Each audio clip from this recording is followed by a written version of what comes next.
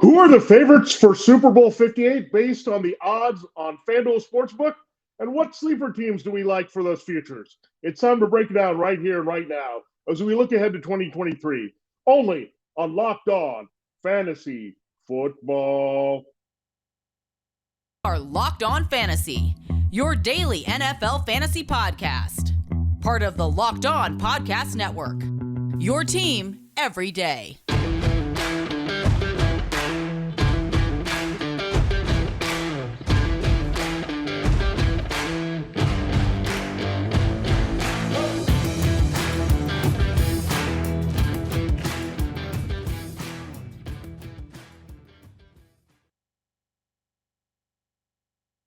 Greetings, everyone, and welcome to another edition of the Locked On Fantasy Football Podcast. As usual, I'm your host, Vinnie Iyer, and after this, I'm writing about NFL and fantasy football for sportingnews.com. It's time to start looking ahead. The offseason is already underway with the release of Derek Carr from the Raiders, so things are already in motion for some big changes. We'll break down the teams that have the biggest quarterback questions related to fantasy football and reality on our next show here, as that we're tying into the news and trying to get you all covered for the offseason advanced scouting mode for fantasy football with the NFL done here for the 2022-2023 season. But it's also okay to look ahead to Super Bowl 58. Who's going to emerge from next year's playoffs, come out of the regular season, and have the best profile here to go out and win a championship? Now, really, it just begun here with free agency and the draft to come. There's going to be a lot of teams changing the shapes of their roster, personnel strengths, new teams that got their coaches in. So a lot of changes around the NFL. But this is a sometimes good exercise to look at the early odds and then kind of see if there's anything you want to dive into. And if not, see if you can get improved numbers on another team that you like, that maybe a bit overvalued right now, that you're not getting the best return on the odds, but you might get them a little bit later. So those are things you want to examine, and also get a finger on the pulse of the league where teams are headed, because we also can figure out, this is how Vegas kind of looks at the best team in the NFL right now all the way through the worst team. And you definitely want to start thinking about avoiding the worst teams because they don't have a lot of offense and they're disappointing in fantasy, as usually they are here. So again, a lot of changes to be coming in personnel for all these teams, but we'll just take a look at how they are now and see if there's anything we really like there. And no surprise, the Chiefs on top. We'll get into that. Today's episode is brought to you by Ultimate Football GM. Ever dreamed of becoming an NFL GM and managing a football franchise? Then this game is definitely for you. Download the game. Just visit ultimate-gm.com or look it up on the app stores. Our listeners here to Locked On Fantasy Football, you'll get 100% free boost to your franchise when using the promo code Locked On, all caps, while in the game. All right, we're going to do it this way. We're going to break down the favorites and the teams, the handful of teams. I actually have a half dozen that stand out from the rest. Then we're going to look at the sleeper teams to see if there's any value there. Then look at the long shots. If anybody in that group can make a run or something we're going to think about ahead for Super Bowl 59. So we'll just take a look all around, or maybe some surprise teams that are well off the radar of winning the Super Bowl. So we'll break all that down. Kansas City is the favorite by itself at plus 600. That means they're 6-1 here. The Chiefs to repeat in the Super Bowl and win another ring, their third in 5 years. So not a surprise with Patrick Mahomes as the quarterback, Andy Reid returning as the head coach. Their defense young and improving here. Travis Kelce, I presume he will still be around and playing at a high level. They need to remix the receiving core and offensive line just a little bit, but the Chiefs you feel good about. So if you're going to take the chalk, Mahomes is like Brady and the Patriots. It's a chalk. It's not bad. They're definitely not at all at the 6-1 where you get a decent payoff. But the field is pretty tough, so it's kind of the Chiefs versus the field here, and that makes me shy away, especially when you're getting a limited payout on there to just go the same and knowing that it's been really hard to repeat of late. The Patriots were the last to do that, and that's a long time ago. So not feeling the Chiefs too much at plus 600. I would maybe get a little bit of action on them, given they have Mahomes, but everywhere else, I think just be a little bit more cautious. Bills at 850. This is a team I'm going to avoid completely. I think they're set for a little bit of setback. Keep in mind the Patriots should be a little bit better with their offense maybe getting fixed for Bill Belichick. You got the Jets. We'll see what they can do with their quarterback situation upgrade. The Dolphins were a very good team. They made the playoffs. So some more threats in their own division that can hurt the Bills there in establishing home field advantage. That's been the biggest obstacle here. Josh Allen's contract is going to kick in, so some question marks that are going to develop around that here with their supporting personnel. So I'm going to avoid the Bills at 850 for sure. At 900 is a trio of teams. The Philadelphia Eagles, the Super Bowl runner-up, the 57 team that lost to the Chiefs here. So the Eagles, Jalen Hurts, they still have to sign Jalen Hurts. They don't have the fifth-year option on him because he was a second-round pick, but Eagles should feel good about their chances with A.J. Brown, Devontae Smith, that explosive offense. There's going to be no questions there. Really, the questions are defensively, backfield, up front, just getting some things replenished there to go after another title. But at 900, they're not bad to get back there the way that Jalen Hurts played the season. Joe Burrow's not bad either. He's going to be probably the bigger competitor to Patrick Mahomes going forward than Josh Allen. So Burrow's going to have his moments here. So you got to feel that the potential could come if the Chiefs are not going to repeat, even in the AFC, that the Bengals would be the big beneficiary there at 900. So again, if you're not going Chiefs, among these favorites, drop all the way down to the Bills and Bengals in this one. That's really looking more at Cincinnati as the better team and the value here in the middle tier with the Eagles and 49ers. 49ers need to solve their quarterback situation. The Eagles need to solve their cap situation. The Bengals are in a sweet spot as they're going to pay Joe Burrow ahead of his option year as a first-round pick. And finally, the last team we'll talk about in this segment at 1,500. So they come in as the sixth highest Super Bowl favorite. They haven't scratched the surface of the Super Bowl since their Jimmy Johnson dynasty ended. It's a Dallas Cowboy 1,500 there, so 150 to 1 as the Super Bowl champion odds for the Cowboys. They lose Kellen Moore in the offseason.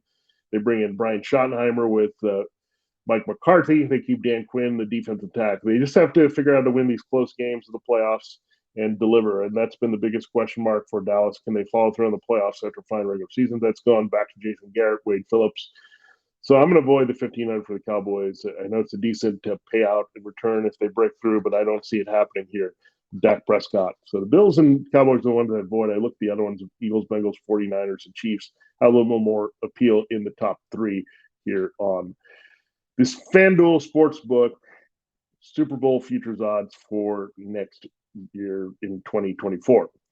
All right, we'll get into the middle tier. There's a lot of intriguing teams there that we want to look at targeting there for their odds for Super Bowl 58 winners. We'll get into that in our next segment. Before we do that, I told you at the top, this episode of Locked On Fantasy Football is brought to you by Ultimate Football GM. You've heard me talk about this mobile game app, and I can't tell you how much I've had competing against fellow Locked On NFL host Chris Carter. He really got the understanding of this and dominated Locked On Steelers. He was our Locked On NFL champion here.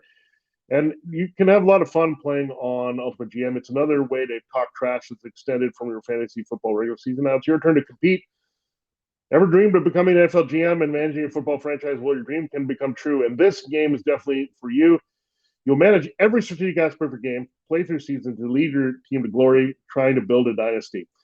Ultimate Football GM, you're responsible for controlling the safety of your franchise by hiring the right players, coaches, and coordinators, trading the right to players away, and also navigating your franchise through the free agent process on the draft and all the ups and downs of a season. So it's really lifelike. It's fun that you can get into it. Really easy on your phone. It's an all challenging and realistic game world. Ultimate Football GM is completely free and playable offline. You can play on the go and you can play as you want to. We've created Locked On League for you to compete against other Locked On fans from all over the world. Can you be the ultimate Locked On Football GM? Choose the Locked On League, all caps, in the app to join and try to create a football dynasty while competing as well. Fantasy football listeners here on Locked On Fantasy Football get a 100% free boost to their franchise when using the promo code Locked On, all caps, in the game store. That's Locked On in all caps, so make sure you check it out today. Download the game, just visit ultimate-gm.com or look it up on the App Store. That's ultimate-gm.com. Ultimate Football GM. Start your dynasty today. All right, it is time to continue the show and look at what we have for the middle tier of Super Bowl odds favorites here. The Ravens come in They're at number 7. They're at 1,600. So that's assuming Lamar Jackson will be back and the Ravens will be healthy to make a run. Their defense is still pretty good. They've got Lamar. They should have a better running game with J.K. Dobbins back healthy. Hopefully staying that way. Their offensive line, they had a revelation from Tyler Linderbaum in the middle of last year. So looking really good for the Ravens here. So at that price of 1,600, you can definitely look at Baltimore there if it's a little bit of a sleeper. Now, I was on the Chargers last year, but at 2,000, I think it's a little bit too high for them. They are going through another offensive transition with Justin Herbert learning Joe Lombardi's offense. Their coaching staff has also seen turnover to DeMeco Ryans. Now, I think you'll have with the DeMeco Ryans going to the Texans, you have the Chargers and looking at Anthony Lynn and going beyond that and Joe Lombardi. So you've seen big changes on different teams. The Chargers are not an exception to that rule. So I'm going to be careful here. They might even move on Keenan Allen, getting a little long of the tooth here. They got to pay Justin Herbert. So I'm going to stay with the Chargers at 2,000. At 2,500, this is the sweet spot for me. This is where I'm going to target some teams: the Jaguars, the Lions, and Jets. Yeah, these three teams have a lot in common. They had decent seasons last year. Only the Jaguars made the playoffs because they were playing in the weak AFC South. The Lions had a winning record to make the playoffs. The Jets fell a little bit short down the stretch. And the Jaguars already have everything intact that they need: a quarterback, an offensive line, a running game, weapons. All that is intact for the Jaguars to have a lot of success, as well as budding on defense. So the Jaguars, you feel a little bit better. Lions have a lot of offensive power, but a little bit only defensively. So Jaguars and Lions, very similar profiles in different conferences here. I would say right now the Jaguars, given they have Doug Peterson, who's been to the Super Bowl in his second year with a mobile big arm quarterback before in Carson Wentz, that he can do it again here with Trevor Lawrence. While Dan Campbell, the jury's still out. Can he motivate them to an elite record and way to get to the Super Bowl there? So I don't feel the Lions as much. I think the Jets also have some potential. Robert Saleh coming over from the Kyle Shanahan tree, especially if they get Aaron Rodgers. I mean, this will be a game changer. You'll probably see their odds shoot up here. So maybe it's a good time to get in on them at 2,500 plus 2,500. Really good payoff. 25-1 now for the Jets. So something you definitely want to look at here. So Jaguars and Jets over Lions, but Jaguars I feel really good about making a run because of Doug Peterson. Having that track record is very important in the NFL. And the Jaguars are one of the teams that have not been to the Super Bowl, as well as the Lions. So some opportunities here for teams to break through that normally don't and get to the Super Bowl. At 3,000, the Rams and Dolphins are tied here. I do like the Dolphins a little bit more than the Rams. The Rams have got to figure out their health issues with Matthew Stafford. I don't think they have enough firepower. Kupp is also coming off a big injury. So I think the Dolphins being down there with the Rams suggests that neither team is someone we're going to look at too much for a Super Bowl future.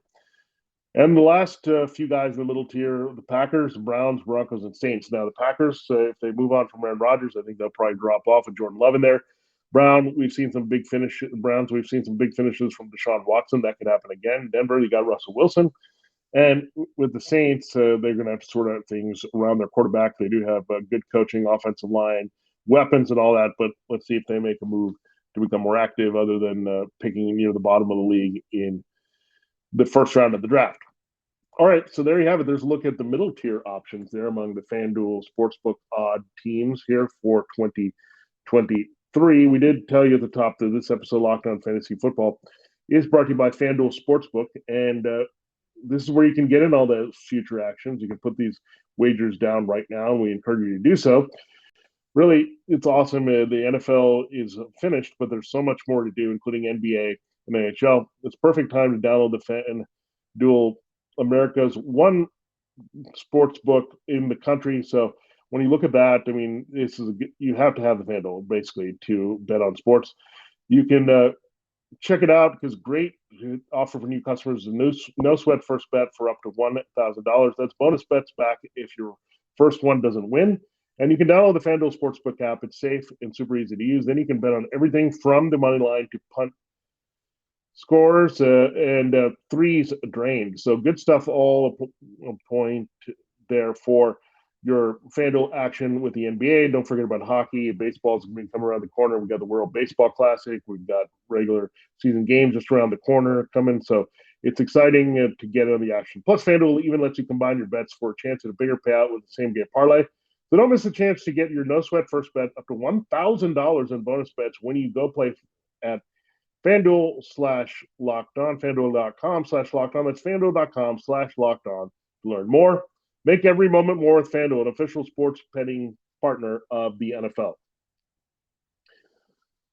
All right, time to close the show looking at what we have with the rest of the odds for Super Bowl 58, including some long shots that are appealing. The Vikings, Raiders, and Giants all 400. We know the Vikings and Giants just made the playoffs. The Raiders, we'll see if they shoot up. If you want to speculate on the Aaron Rodgers rumors of Derek Carr officially out of Las Vegas, that would be pretty good. 40-1 on an Aaron Rodgers team to go after a Super Bowl. Not bad thinking there to play. So you're looking at the Raiders having the most appeal. The Giants probably have had their high floor executed already. I don't know how high you want to go with Daniel Jones, how far they can take them with that offense and defense. So I'm a little bit scared there. With the Vikings, I think they could be undergoing some transitions as well. So not going to buy that there at 4,000.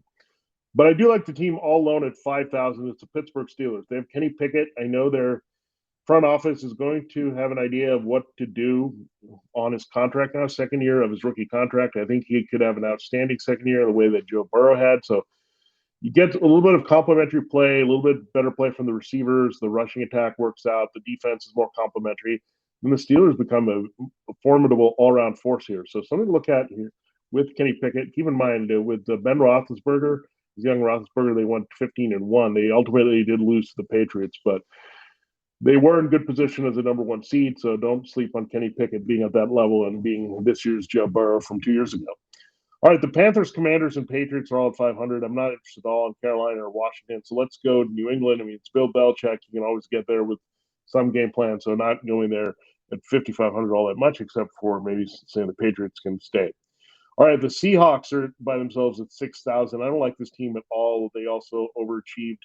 They're like the Vikings and Giants based on what they were doing. If they played a different schedule, it might have been a different result here. But based on what they have currently, I think you have to put them at the 600-1 that they're at, and I'm not too interested in them or the Bears at 6,500 with Justin Fields or anyone else. Just don't feel them quite yet. Maybe in 2025 when they get some things together and show some promise, we'll go there.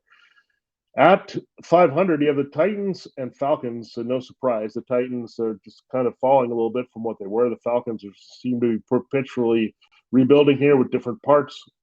Now with no Matt Ryan long gone, they're going to decide about Desmond Ridder.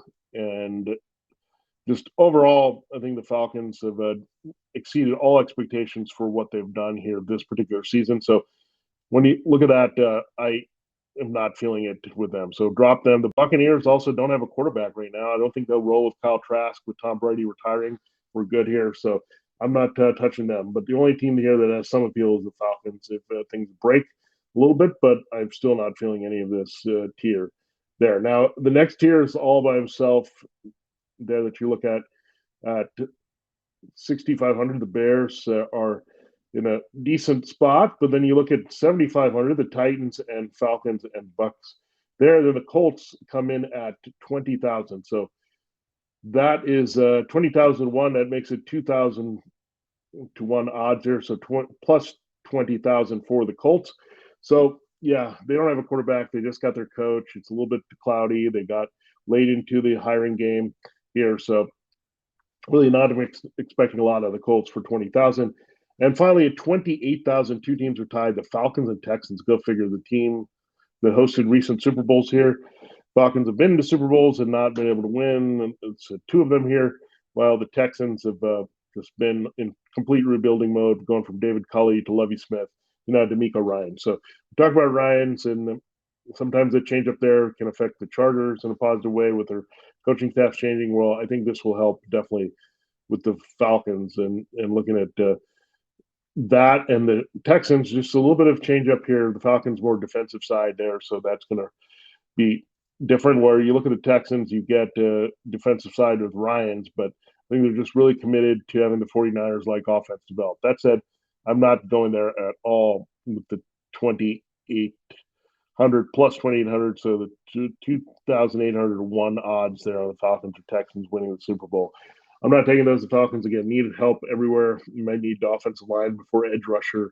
They need more help at wide receiver after taking Drake London in the first round last year. They have London and Pitts, but they got to build on that for sure with their quarterback play. So something to look at there with the Falcons. But yeah, most of the teams I'm staying away from. If I've had someone that I'm pulling out, it's the Steelers at plus 5,000, and to some degree because they're so pesky, the Titans at 7,500. But everyone else, I'm okay passing on and not trying to get the numbers necessary for their odds here for Super Bowl 58. So thanks again for making Locked On Fantasy Football your first one today. That's your look at your Super Bowl 58 odds all through the 32 teams there. So we know who the favorites are, we know who the sleepers are, and now we know who the long shots are. So good thing to look at. Again, if I'm interested, I want to pounce on some of these things early, especially when you have a positive vibe about a team making a move. The Jets and Jaguars would fall under that. Well, you want to avoid what it looks like some homerdom or some appeal, saying the Super Bowl favorite from last year is not too far behind at plus 850 in the Bills. So just be smart about it. You're doing a depth play here and trying to extend what you can with the possibility of winning a Super Bowl. So just look for that in the futures, but it's also interesting to see what teams are considered bad and good already in 2023. Thanks again for making Locked On Fantasy Football your first listen today. We're free and available to you on all platforms, so excited about that. We'll be here all offseason long. Next up, we'll look at the quarterbacks and Derek Carr being released. Not a surprise there with the Saints not wanting to trade for him and that their big salary was going to kick in there on Tuesday. So Raiders, we'll see. That's one of the teams with the biggest question marks now at quarterback going forward. How does it affect their skill players, namely Devontae Adams, Hunter Renfrow, Darren Waller, and Josh Jacobs? We'll see how all that plays out. What are the best and worst scenarios for all these teams? So good stuff to think about here in the offseason and how the quarterbacks really alter a lot of things in fantasy football. So we'll see that and break it down for you tomorrow. For Locked On Fantasy Football, this has been Vinnie Iyer. Thanks so much for listening. Have a great day, and make your next listen Locked On NFL. They got some good insight from their insiders as well. Again, check it out, the work at sportingnews.com. And if you have any concerns about what's going to happen with quarterbacks in the offseason, we've got you covered with tomorrow's show.